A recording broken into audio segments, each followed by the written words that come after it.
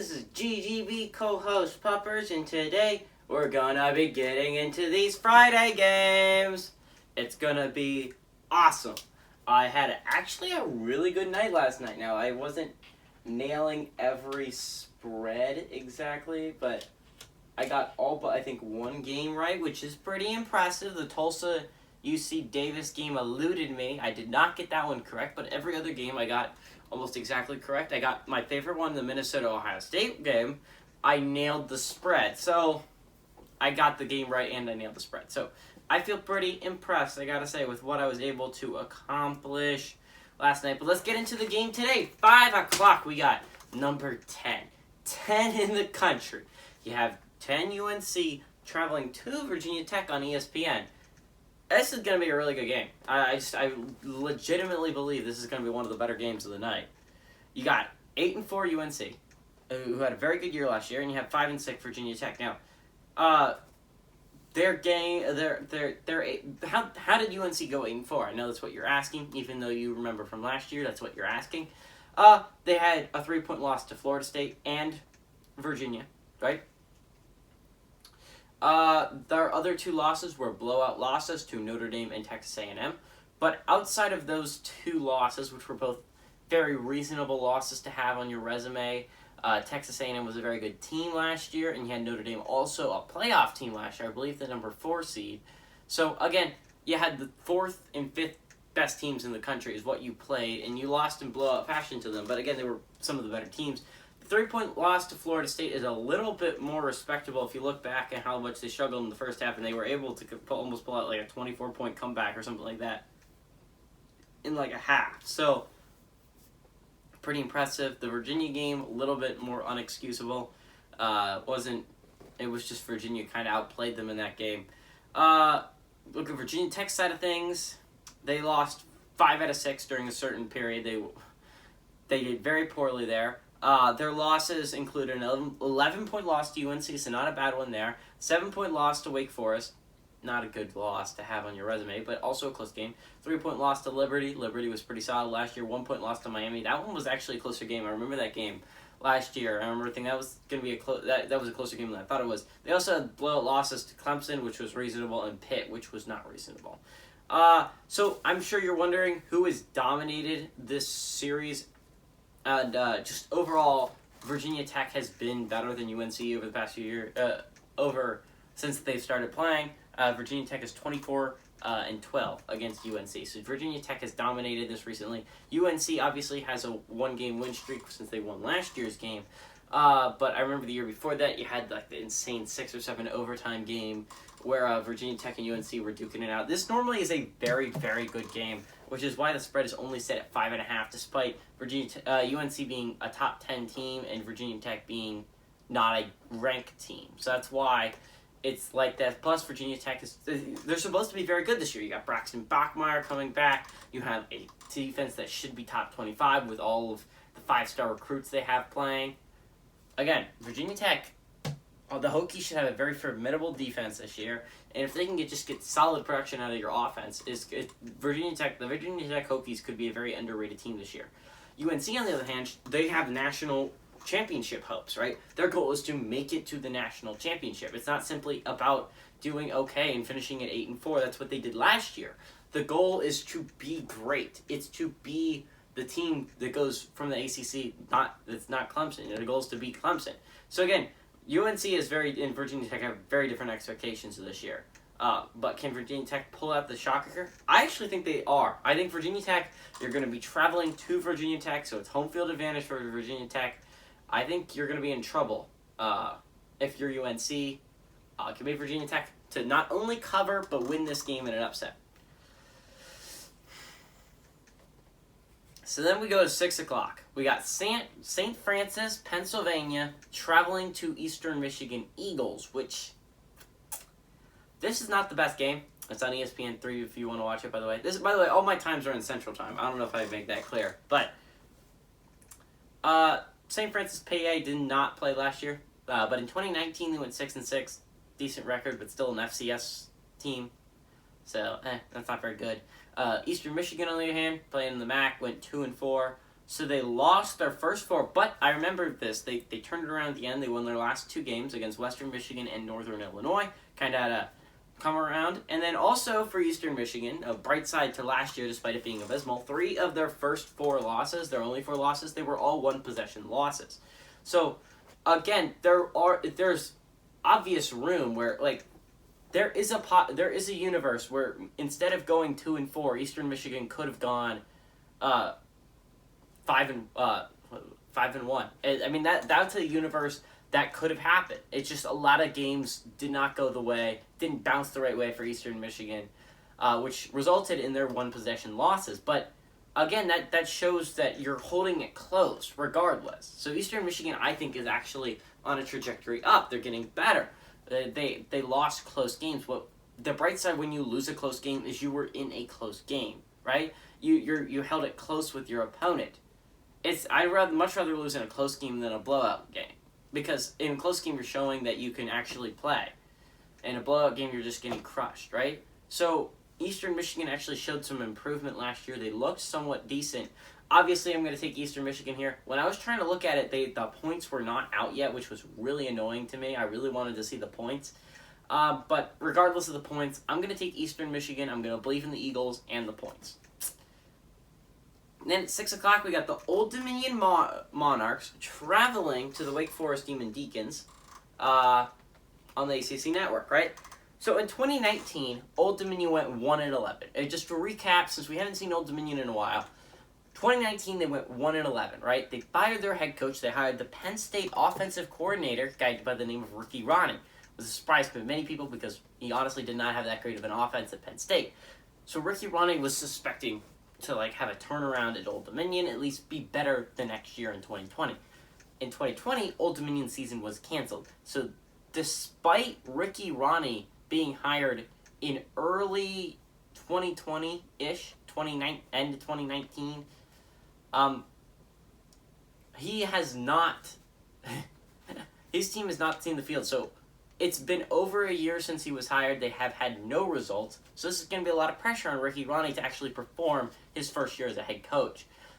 But he's also going against a Wake Forest team that is normally pretty solid. Now, if you remember in 2019, they were a very good team, very solid Wake Forest team. But then you might remember last year, a little bit worse. They finished the regular season 4-4 and ended up losing in a blowout loss to Wisconsin, I believe, if I'm remembering this correctly, in the Mayo Bowl. If I'm remembering correctly, I could be wrong.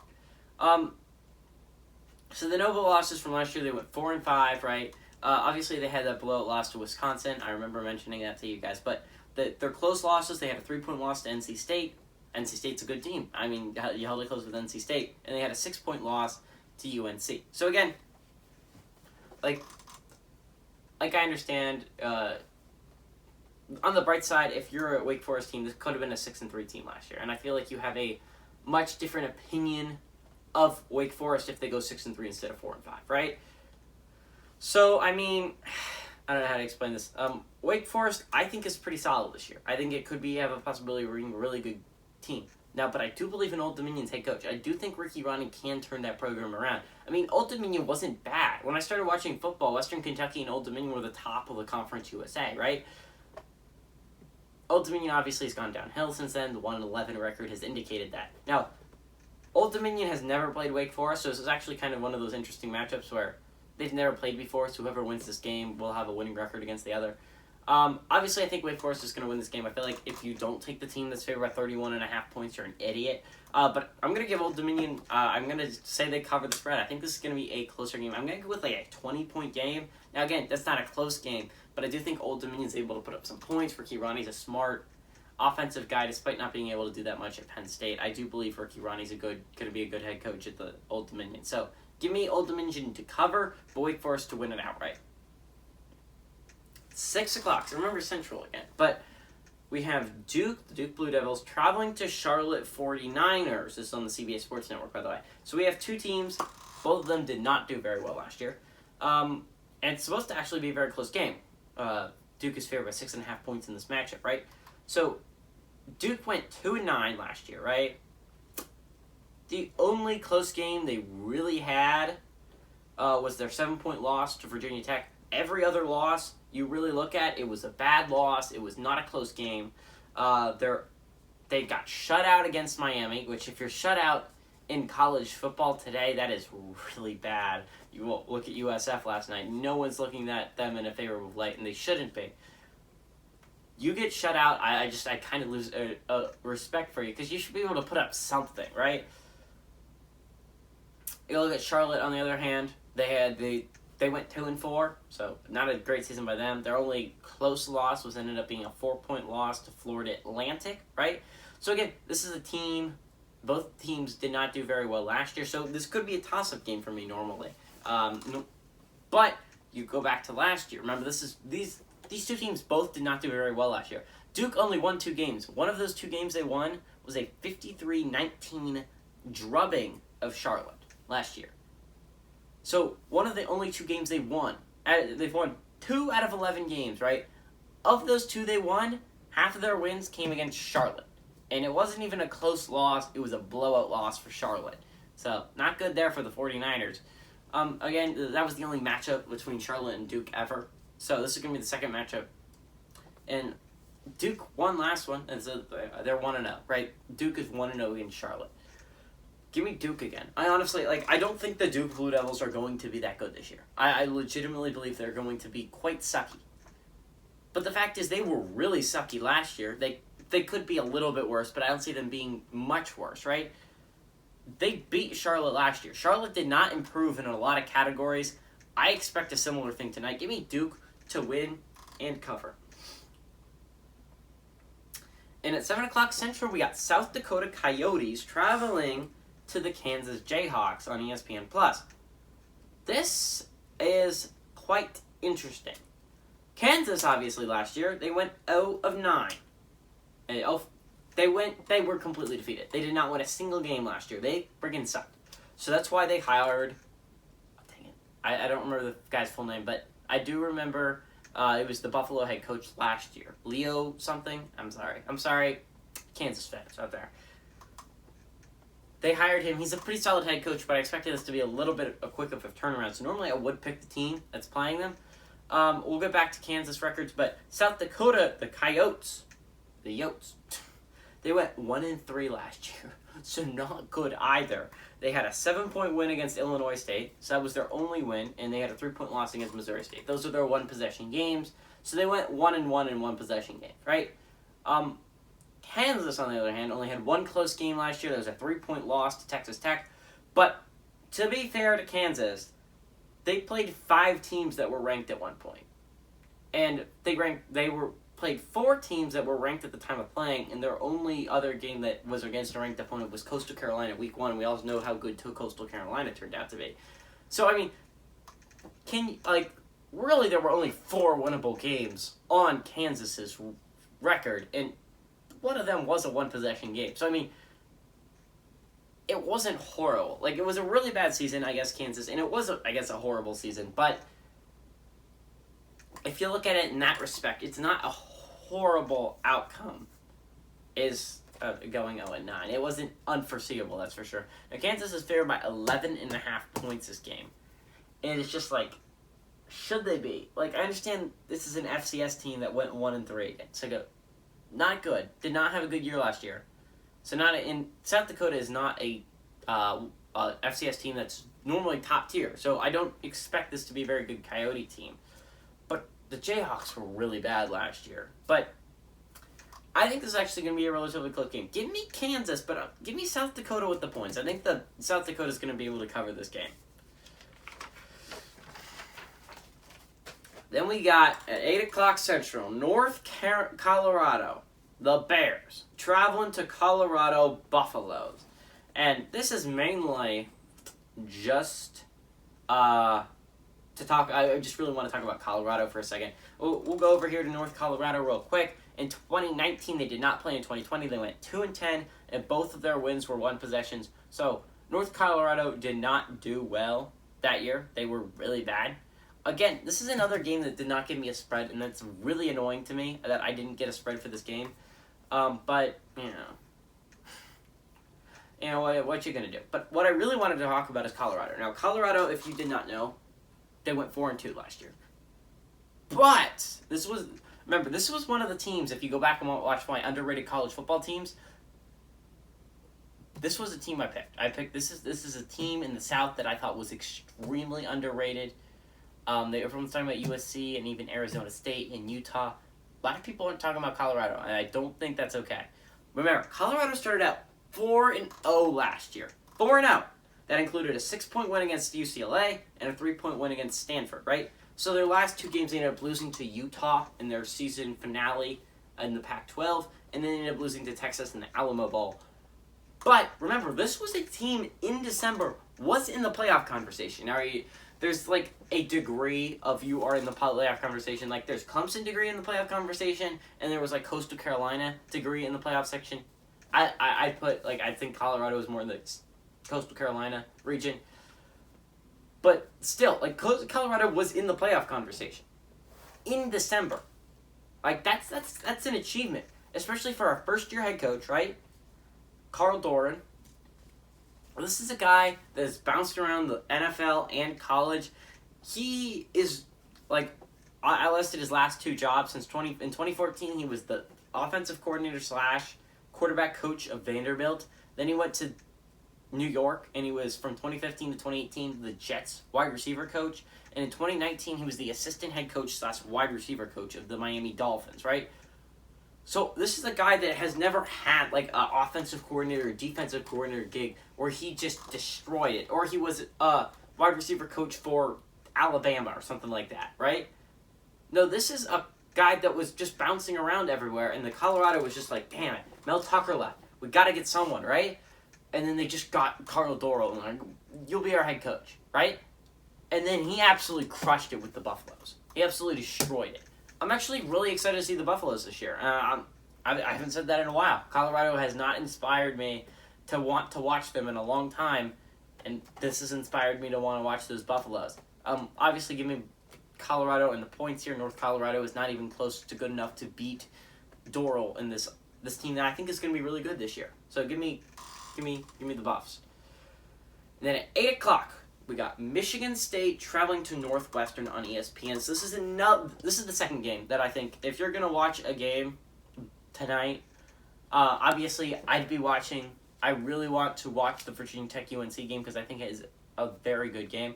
But I think this has the possibility of being also a very good game. And then also the next game I think is very good. So just hit the next video. But at 8 o'clock we have Michigan State Spartans traveling to the Northwestern Wildcats, right? So this is a home game for Northwestern. Last year was a home game for Michigan State. This is on ESPN, by the way, if you want to watch it. So let's go back to Michigan State. Let's talk about what happened last year for them. Last year they went 2-5, right?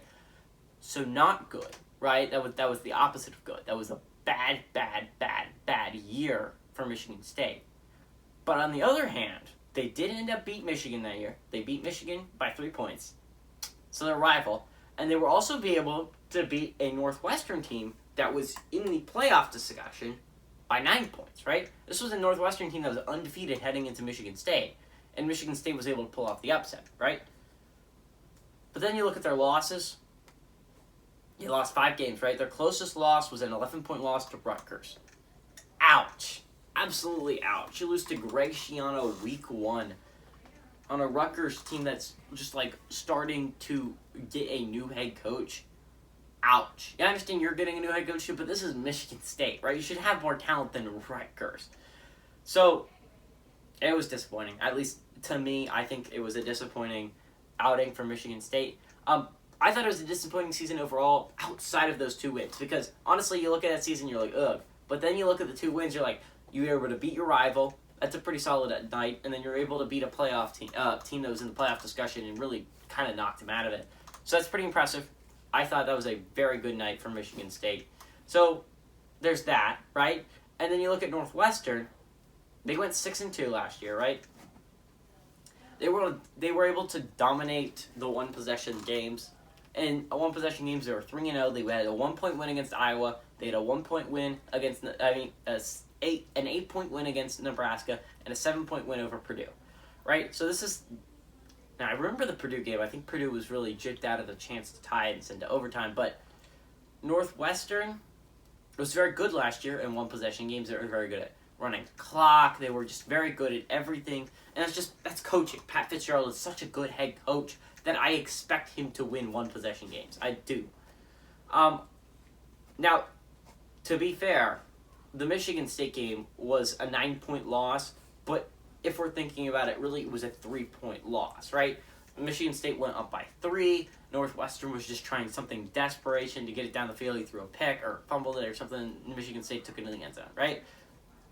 The 9 points is really not indicative of how close that game was. And then the Ohio State game, you can look it up. It was also, it seems not close. It was a very close ball game throughout the entire thing. Northwestern was winning for a large portion of the night. Again, not indicative of how good that team was last year. Now, I'm a little bit worried.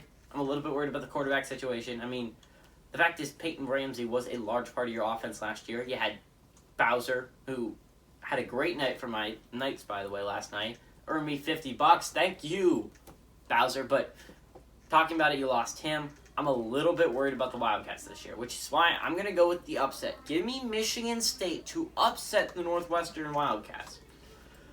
And then the last game of the night, we got South Dakota State Jackrabbits, who went 8-1 last year, traveling to the Colorado State Rams, who went 1-3, right? So normally, if you look at their records, you're just obviously taking Colorado State, but not so fast, young Padawan. South Dakota State is an FCS team, which means they don't face high-tier competition. Now, sorry, I got a hiccup.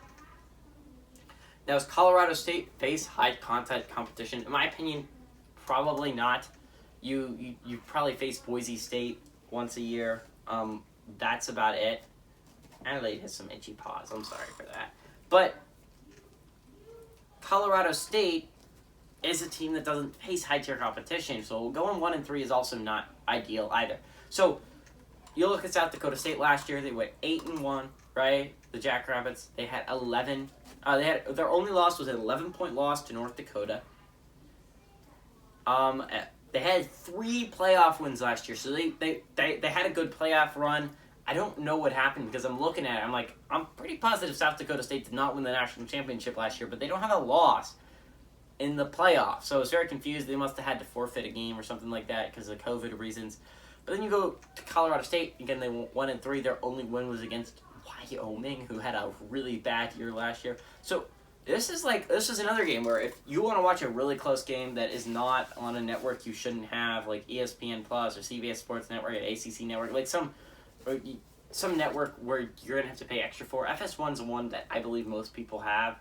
This is a game that's not inconceivable to record or watch live. I mean, or switch between maybe this one and the Michigan State Northwestern game. This could be a very close game. And honestly, I understand if you're watching it for playoff implications. There is no way I see Colorado State making the playoffs, right? I mean, just like, yeah, but technically they are still in the playoff conversation. This is why I make videos every week. But South Dakota State, I think, is going to travel to Colorado State on FS1 and upset an FBS team, become the second SCS team to upset an FBS team in the second straight day since UC Davis did it to Tulsa the other day. But everybody, this is GGB Coast Pepper saying, adios, amigos.